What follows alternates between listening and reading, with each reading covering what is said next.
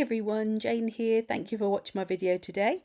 I am doing a sort of quickish, not that quick, journal page today in my Stamperia art journal. Now this one has got watercolour paper, but to be honest, I feel it's more suited probably for mixed medias type projects rather than just watercolour. Now I am starting by, I already cut out some images from the Collage soup book, Hey Diddle Diddle. So I'd already chosen my face because this little journal is going to be all about faces for me. And I also cut out some stars that I felt went with the colour scheme. And then I chose some sort of similar but different colours for the background. Initially I was going to really go with the colours that were in the actual collage paper, and then I thought no, I want to make it a little bit more cosmic, a little bit more contrasting to the actual images.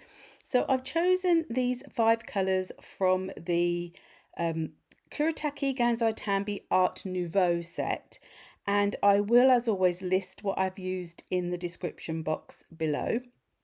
And I did actually wet them down in the actual pans to start with, which you don't really need to do, I don't find, with the Gansai Tambis. But some ways I wished I hadn't, because the page ended up getting very, very wet, and you will see me throughout this part just getting it with my tissue and having to get rid of some of that water. Now I had put a piece of masking tape down the centre of the pages to start with as well, because I was a bit concerned that it did look like it could be a page where the watercolour would leak through. Now the 2 pages I'm using this time were both the textured side of the paper. So this journal sort of has a mixture of hot and cold pressed feel on either side. Now once that had all dried, I've got these stamp sets. Now they are from a subscription box that came out quite a long time ago. I don't think it's still available. It was one that Pretty Gets Gritty designed and brought out with Paper Craft Society, I want to say. But I put because of the way this journal is laying at the moment, because it's right near the beginning, I was trying to find something to put underneath that left hand cover to stop it from bending as I was adding on the stamping. In the end I just decided it was easier just to hold it. So I'm going with the archival inks, because I know that when I add on my collage afterwards I will not be making that ink then move. I'm going for 3 different stamps from the sets, and I'm going with the 3 colours, which are Mermaid Lagoon, Faded Jeans and Dusty Concord, I think. So going with the colours that are already in the page.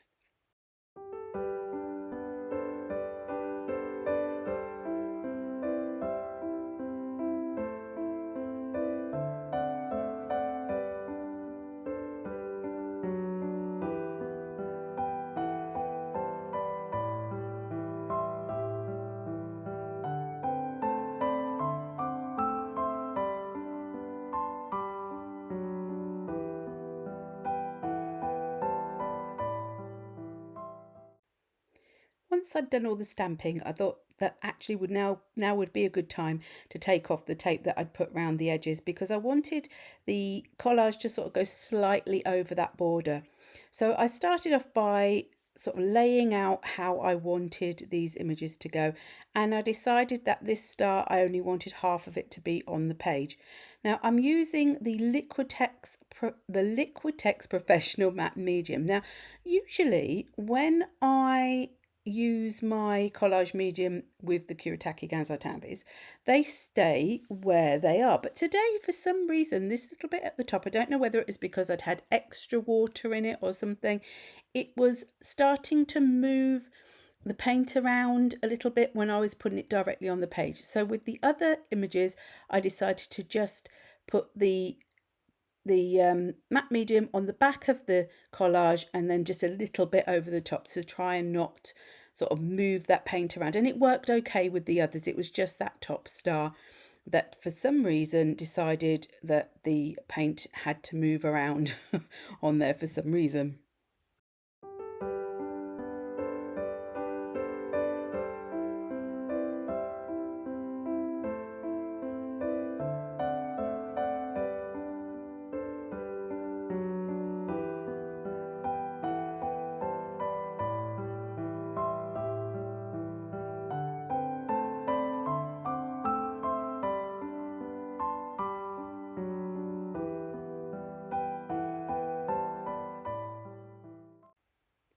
once the matte medium was all dry, I wanted to add a little bit of shadowing around the lady and also the stars, because she was sort of blending a bit too much into those other elements, and I really wanted her to stand out. So I'm using the Derwent Inktense pencil, and I'm taking the ink directly from the nib, not the wood, from the actual nib, and I am using the deep indigo colour.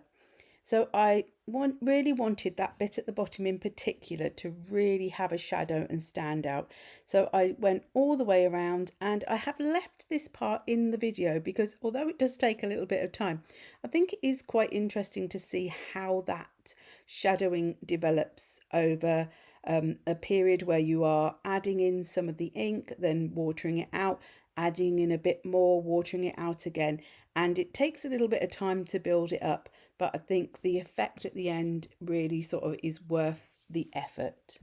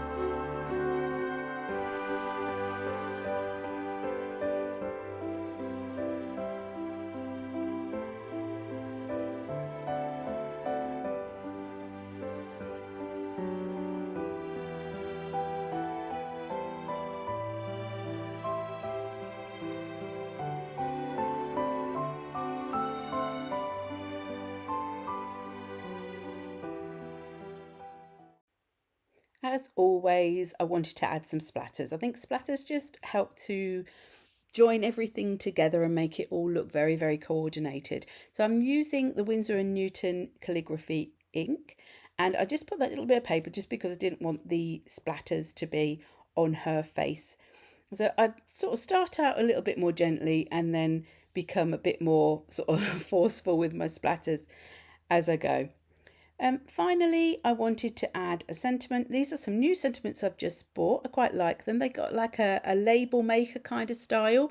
They're a bit thinner than I thought they were going to be when I actually took them off of the backing.